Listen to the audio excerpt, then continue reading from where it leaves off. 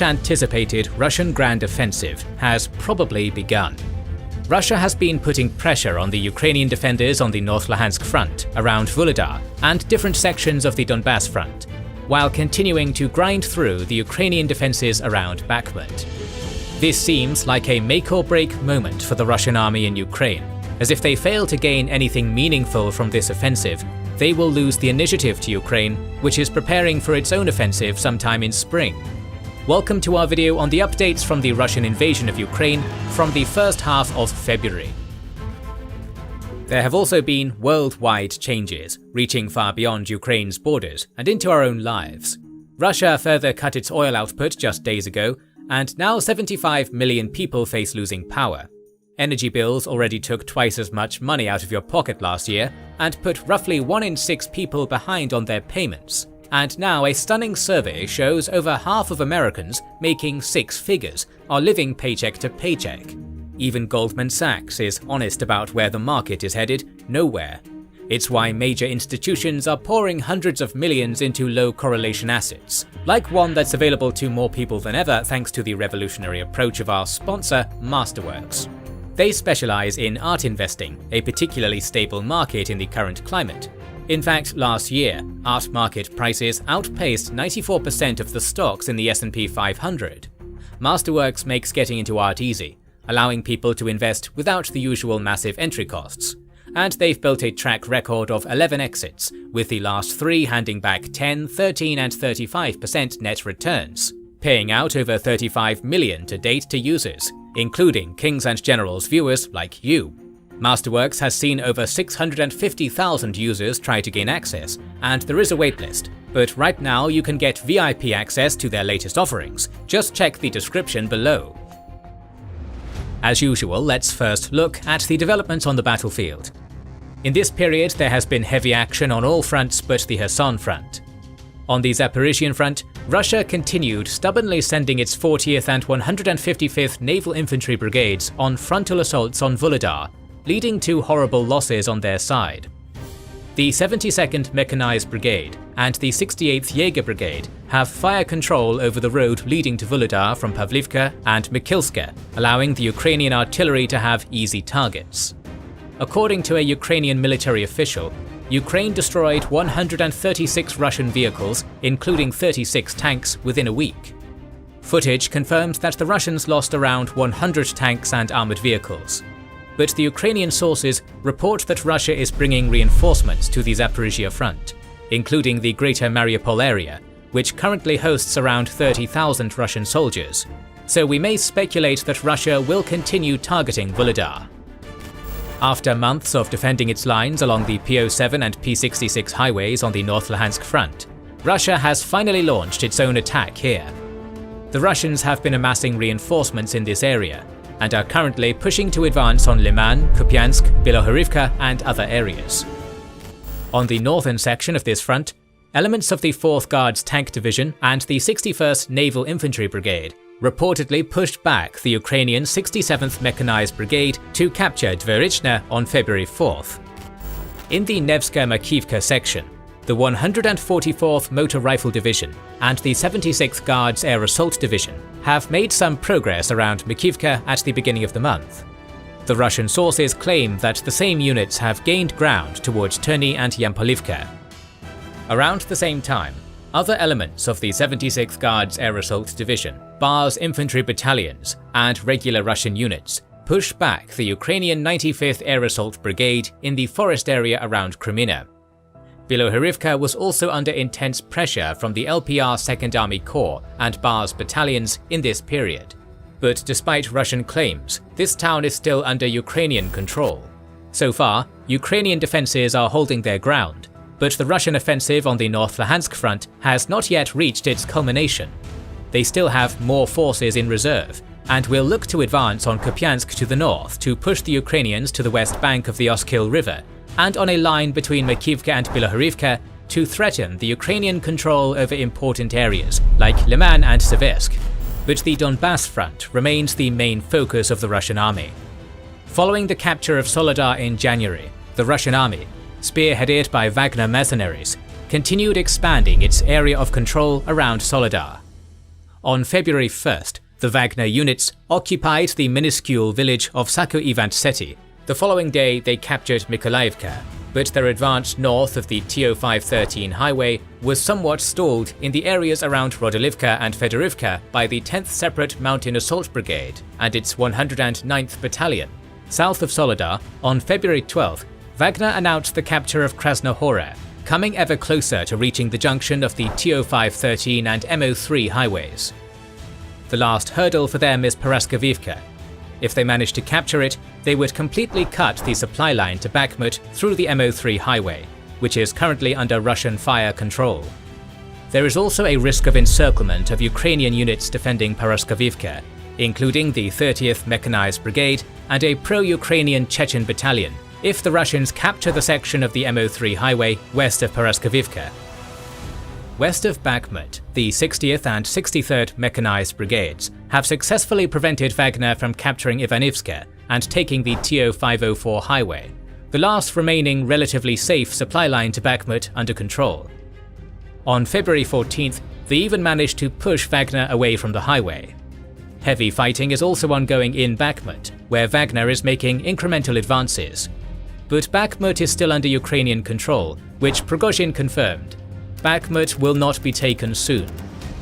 Heavy fighting is also happening in Mariinka and the Avdiivka section, but there have not been any significant changes in this period. For now, Ukraine is standing its ground in Bakhmut, and from the looks of it, they have chosen to bleed out Wagner and other units fighting in the city to complicate any further Russian advance on the Donbass front. Ukraine will fight in Bakhmut until their encirclement becomes imminent. Wagner has succeeded in advancing on the Donbass front, but their tactics are extremely costly for their manpower. In a video posted on February 16th, a Wagner medic says that the mercenaries are losing hundreds of men every day. According to a Russian source, Wagner sends its assault groups of 8 to the contact line to reveal Ukrainian positions, no matter the cost. Usually it causes significant losses, but according to this source and many others, refusal to follow orders leads to an execution in Wagner units. If this assault group fails, another one is sent until the position is secured. Then an assault group, which has managed to dig in, sends coordinates of the Ukrainian position to its artillery. This is followed by artillery shelling of this position for several hours, after which another assault group joins with the previous group, which manages to dig in. Wagner usually prepares 4 assault waves on the same position, but according to this source, it took 14 waves to secure a position in one section of Soledar. This tactic has been working for Wagner so far, but it has caused big casualties among inmates recruited by Prigozhin, who are usually sent as attack waves. We will see if this tactic can be sustained by Wagner for long, especially given that Wagner no longer recruits from prisons, according to Prigozhin. Whether that is due to the unwillingness of inmates to join Wagner due to high casualties, or the decision of the Kremlin, we do not know. But if we take into consideration the leaked media guidelines of the Russian Ministry of Defense, which demands media outlets not to mention Prigozhin or Wagner, we can assume that Prigozhin is currently losing the political battle to Shoigu. It has also been claimed that the Russian Ministry of Defense plans to integrate the DPR and LPR forces, volunteer battalions, and other units fighting in Ukraine into its structure, arguably to have a higher degree of control over them. Finally, the claim of Ukrainian military intelligence that Gazprom is creating its own mercenary group, and rumors that now the Ministry of Defense is recruiting prisoners with military experience to the army, may indicate that the Russian government is looking for an alternative to Wagner. A video where Wagner soldiers ask the Ministry of Defense for artillery shells demonstrates that their situation is not the greatest. What are the Russian goals on the battlefield at this point? We've dedicated an entire video to this subject already, so we'll not do a deep dive into it. To summarize, Russia will try to proceed with the Donbass front as its primary objective. They intend to capture Kramatorsk and Sloviansk. They will also actively seek to occupy Kupiansk, Liman, Bilohorivka, and other essential areas in the northern Donbass, and probe Ukrainian defences there and in sections like Vuhledar on the Zaporizhian front to find an opening in the Ukrainian defence. At this point, another attack on Kyiv seems unlikely for the reasons we discussed in previous videos. The statement of the President of Belarus, Lukashenko, corroborated this. On February 16th, he stated that Belarus would enter the war only if there were aggression against it, and, to quote, "if even one soldier sets foot in Belarus to kill my people." But could Kharkiv re-emerge as a target of the Kremlin? Some indicators are pointing to that. It has been reported that Russia has re-established its military camps in Voronezh and Kursk oblasts, in the exact locations where Russian units were stationed on the eve of the war. Both Kursk and Voronezh are relatively close to Kharkiv, and can once again be used as staging points for an attack on the second largest city of Ukraine. Furthermore, the head of the Russian-appointed Occupation Administration of Kharkiv Oblast, Vitaly Ganchev, claimed that Russia intends to recapture the areas of Kharkiv Oblast they lost earlier during the Ukrainian Izium counter-offensive. It is worth monitoring whether the Russians plan another attempt on Kharkiv in the foreseeable future, or on Sumy. According to Ukrainian sources, the Russian army has gathered more than 10,000 soldiers on the Russian border near Sumy, and has erected a field hospital there, which may indicate that the Russians are planning an offensive action on Sumy. For now, Ukraine is defending. It would have to withstand the Russian pressure on 3 fronts before the Western armoured support arrives, and can help Ukraine launch its counter-offensive sometime in spring or summer. Ukraine is currently recruiting its citizens to the Assault Guard, which will consist of assault brigades in the upcoming battles to liberate Crimea, Luhansk and Donetsk. According to Ukrainian officials, 17,000 Ukrainians have already signed up. But Ukraine still needs all the support it can get to launch a successful counter-offensive. Several notable developments have been related to military and economic support provided and pledged to Ukraine by its Western allies. On February 1st, Israeli Prime Minister Netanyahu said they could consider providing military aid, including the Iron Dome air defense system. Japan promised $170 million for emergency reconstruction work in Ukraine. On February 2nd, the EU delivered €500 million for the reform process in Ukraine, and sent 2,400 generators. On February 3rd, the US announced another military aid package, including GLSDB, HIMARS and M982 Excalibur munitions, artillery shells, heavy machine guns, 181 MRAP vehicles, 250 javelins, 2,000 anti-tank rockets, claymore mines, drones, equipment, radars, generators and so on. Bloomberg reports that the realistic timeline for the arrival of GLSDB in Ukraine is 9 months. A few days later, US President Biden reiterated the unwavering American support to Ukraine for as long as they may need it. Also, on February 3rd, Germany approved the delivery of 178 Leopard 1 tanks, and stated its intention to purchase 15 Gepard anti-aircraft guns for Ukraine. On February 4th, US Prosecutor General Merrick Garland approved the transfer of $5.4 million confiscated from the Russian propagandist Konstantin Malofeev to Ukraine. This is the first decision of its kind since the start of the war in Ukraine.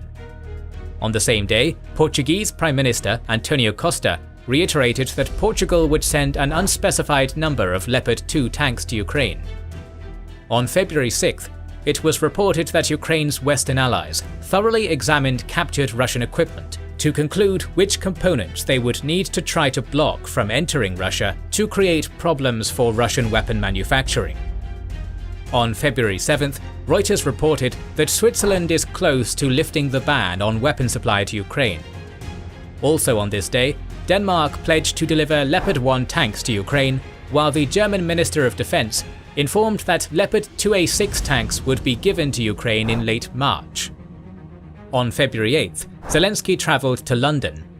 British Prime Minister Sunak stated that Challenger 2 tanks would arrive in Ukraine in March. Zelensky reported that Britain has agreed to provide long-range weapons and armoured vehicles.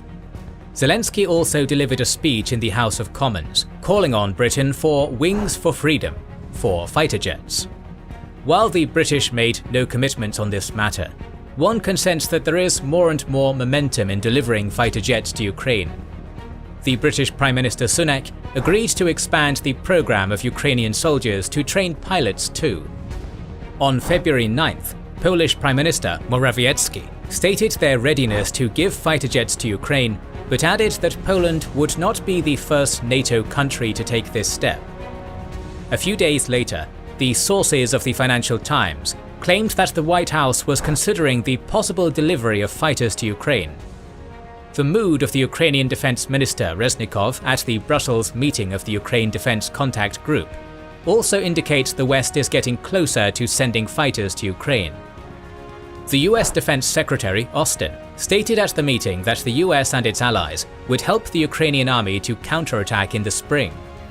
This includes 8 countries: Germany, Poland, Canada, Portugal, Spain, Norway, Denmark and the Netherlands, supplying Leopard tanks to Ukraine. The USA, Poland and Czechia supplying other tanks, while several countries would send air defense. Predictably, Russia reacted angrily to the talks of delivery of fighter jets to Ukraine, as the Russian embassy in Britain warned that delivery of British jets would have military and political consequences for the entire European continent. These threats have been made for the last year, and sound even more hollow each time they are made. The rest of the military aid to Ukraine included 10,000 shells for Grad MLRS from Pakistan, Caesar self-propelled howitzers from Denmark, 20 BMP-1s from Greece, 2 more Iris-T air defense systems from Germany, Archer artillery systems, and more than 50 infantry fighting vehicles from Sweden.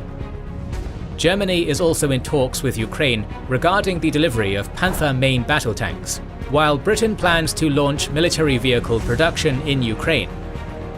The February 9th decision of Musk's SpaceX to ban the satellite connection of Ukrainian drones to Starlink has been the main notable negative development for Ukraine in terms of Western support in this period. It is unclear if this ban is for all Ukrainian drones, or only the ones used to attack deep into Russian territory. There were also several notable reports of foreign military support to Russia in this period. On February 5th, the Wall Street Journal claimed that Iran and Russia plan to build a plant manufacturing Shahed 136 drones. On February 9th, Putin instructed the Agency for Strategic Initiatives to support federal subjects in developing the manufacturing of drones. On February 13th, The Guardian reported that Iran delivered 18 long-range drones, 6 Mahajer-6 drones and 12 Shahed 121 and 129 drones, capable of striking and then returning to its base. Russia will need more drones to continue targeting Ukraine's critical civilian infrastructure. Even though in the last couple of months, Russia has not been employing this tactic too often, there still were several notable drone and missile attacks on Ukraine. On February 2nd, a Russian missile destroyed an apartment building in Kramatorsk, killing at least 3 people. On February 10th, Russia launched 71 cruise missiles, including Kh-101, Kh-555, Kalibr and S-300 missiles, on Kyiv, Khmelnytsky, Dnipropetrovsk, Vinnytsia, Zaporizhia, Odessa, Mykolaiv, Poltava, Zhytomyr, Kirovohrad and Kharkiv oblasts. The government confirmed that 2 Kalibrs were fired from the Black Sea and passed through Moldovan airspace. A few days later, Zelensky claimed that Russia was planning a coup d'etat to oust the pro-Western government of Moldova. Moldovan intelligence later confirmed this. Overnight, on February 10th to 11th and 15th to 16th, Russia conducted more attacks on Ukrainian infrastructure. The good news for Ukraine is that it seems like they are managing to stabilize the energy situation in the country. On February 12th, the president of the Ukrainian nuclear power structure, Energoatom, Petro Kotin, stated that Ukraine had launched all of its 9 nuclear blocks, which would solve the issue of blackouts, at least in Odessa, Kyiv, Khmelnytsky and Zhytomyr oblasts. Overall, the Russian terror tactic of destroying Ukrainian energy infrastructure seems to have failed to reach its goals. Several noteworthy reports have also appeared regarding the Russian economy and internal affairs. According to the Ministry of Finances, Russia's budget revenues dropped by 35%, while expenditure raised by 59% in the period between January 2022 and January 2023. This shows that sanctions against Russia may not have had an immediate effect, which Ukraine would have wanted, but it still hurts Russia's capacity to wage war. On February 6th, Putin signed a decree allowing Russian MPs and regional and municipal deputies not to publish their incomes publicly, In contrast, law enforcement agencies in Ukraine continued conducting anti-corruption raids in response to several corruption scandals. Heavy losses are mounting for both sides. On February 3rd, an unnamed senior US official claimed almost 200,000 losses by Russia. On February 10th, the American official Celeste Wallander stated that Russia had likely lost half of its main battle tanks since the start of the war. On February 12th, the UK Ministry of Defence claimed that Russia lost up to 800 soldiers per day in February. To compare, in June and July 2022, the Russian daily losses were fewer than 200 people. There have been no recent credible reports on Ukrainian losses. According to the Oryx blog, the visually confirmed equipment losses for Russia as of February 17th are 1,733 tanks, 3,655 vehicles, 231 command posts and communication stations, 606 artillery pieces and vehicles, 175 multiple rocket launchers, 72 aircraft, 77 helicopters, and 192 drones. For Ukraine, these are 461 tanks, 1,337 vehicles, 8 command posts and communication stations, 236 artillery pieces and vehicles, 39 multiple rocket launchers, 58 aircraft, 29 helicopters, and 76 drones. More videos on this topic are on the way, so make sure to subscribe and press the bell button to see them. Recently,